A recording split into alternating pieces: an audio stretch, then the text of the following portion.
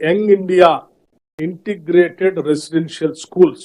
అని ఒక కొత్త కాన్సెప్ట్ని మొట్టమొదటిసారి రాష్ట్రంలో మనం మొదలు పెట్టబోతా ఉన్నాం.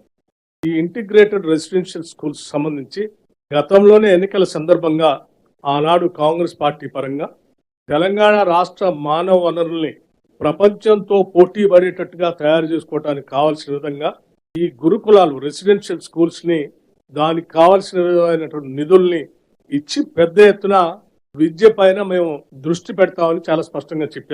చెప్పినట్టుగానే ఈరోజు నా భూతో నా భవిష్యత్ అన్నట్టుగా ఈ integrated residential schools young India integrated residential schools Telangana concept ని మీ ముందు ఆవిష్కరింప చేస్తూ రాష్ట్ర ప్రజలందరికీ ఈ సందేశాన్ని ఇవ్వాలనే ఆలోచనతో కర్టన్ రైజర్ ప్రోగ్రామ్ ని మీ ముందు ఆవిష్కరింప చేస్తా ఉన్నాం. దీనికి సంబంధించినటువంటి ఈ young India integrated residential schools దాదాపు 20 నుంచి 25 ఎకరాల్లో పెద్ద ఎత్తున ఇంటర్నేషనల్ స్టాండర్డ్స్లో ఇంగ్లీష్ మీడియంతో 12th క్లాస్ వరకు ఇందులో విద్యాబుద్ధులు నేర్పేటట్టుగా ఏర్పాటు చేయడం జరుగుతోంది. ఈనాడు కాంగ్రెస్ పార్టీ ఆలోచన మేరకు ఆనాడు మేము చెప్పినట్టుగా ఈ ఇందిరమ్మ ప్రభుత్వం పేద బడుగు బలహీన వర్గాలకు సంబంధించినటువంటి కుటుంబాలకు సంబంధించిన బిడ్డలందరికీ ఉచితంగా నాణ్యమైనటువంటి విద్యని ప్రాథమిక స్థాయి నుంచే అందించాలనేటువంటి లక్ష్యంతో తీసుకున్నటువంటి ఈ నిర్ణయం నాకు తెలిసి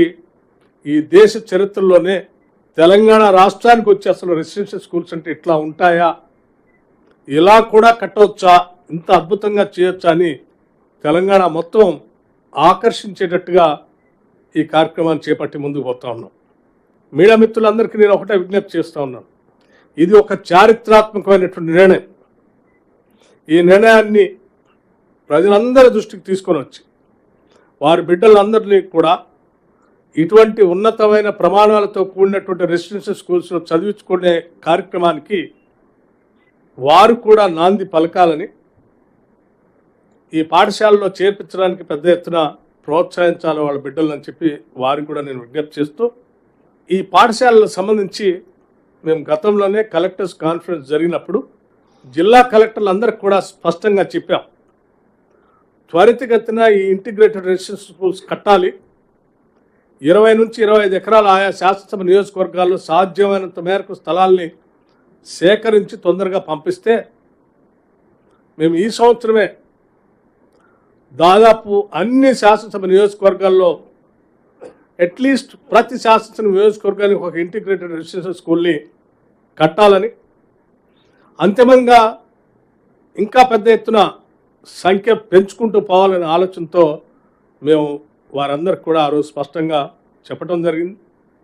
అందులో భాగంగా ఇప్పటికీ ఒక 20-22 స్కూల్స్ వరకు ఆయా స్థలాలు సేకరించి ఆ స్థలాలకు సంబంధించినటువంటి లెవెల్స్తో సహా సమాచారాన్ని పంపించినటువంటి ఆయా శాసనసభ నియోజకవర్గాల్లో ప్రాథమికంగా పైలట్ ప్రాజెక్ట్స్గా ఈ కార్యక్రమాన్ని ప్రకటిస్తూ ఉన్నాం. దశల వారీగా ఆయా శాసనసభ నియోజకవర్గాల నుంచి వచ్చేటువంటి స్థలాలను బట్టి వాటిని కూడా శాంక్షన్ చేసుకుంటూ ముందుకు పోతూ ఉంటాం.